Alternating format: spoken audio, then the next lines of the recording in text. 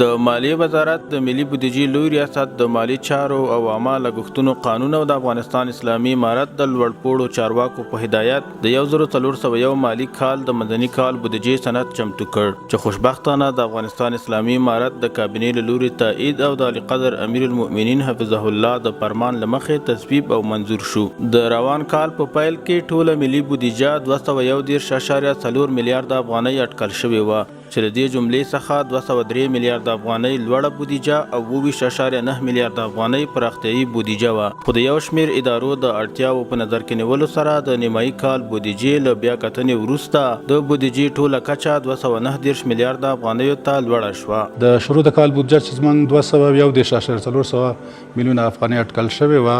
د منځ کال د بودیجې د ارزونې وروسته دغه رقم زموږ 209 میلیارډ افغانۍ ته لوړه شوه چې په دې کې ملي عادي بودجه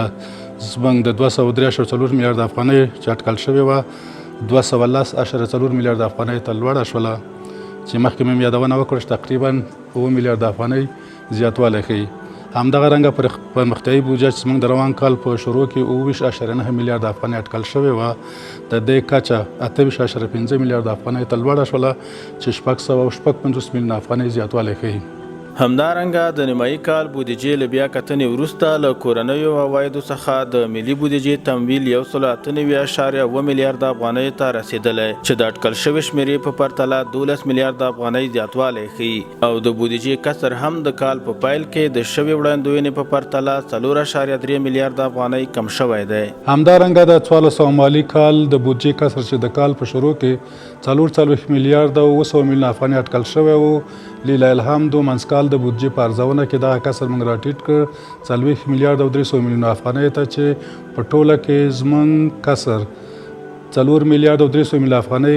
راټیټ شو او دا زموږ دپاره یوه لویه لاسته راوړنه ښیي. د یادولو وړ ده چې د بودیجې لوی ریاست هر کال د ملي بودیجې د بیا کتنې سند د مالي چارو او عامه لګښتونو قانون د 42 مادې پر بنسټ تنظیموي. د منځني کال بودیجې د بیا کتنې موخه د هغو تعدیلاتو چمتو کول دي چې د کابینې لخوا تصویب شوي وي. دغه ریاست د مالي کال په لړ کې د لومړیتوب لرونکو پروژو د لګښتونو د پوره کولو په موخه د منځني کال د بودیجې چمتو شوی سند د تصویب په موخه له کابینې سره شریکوي.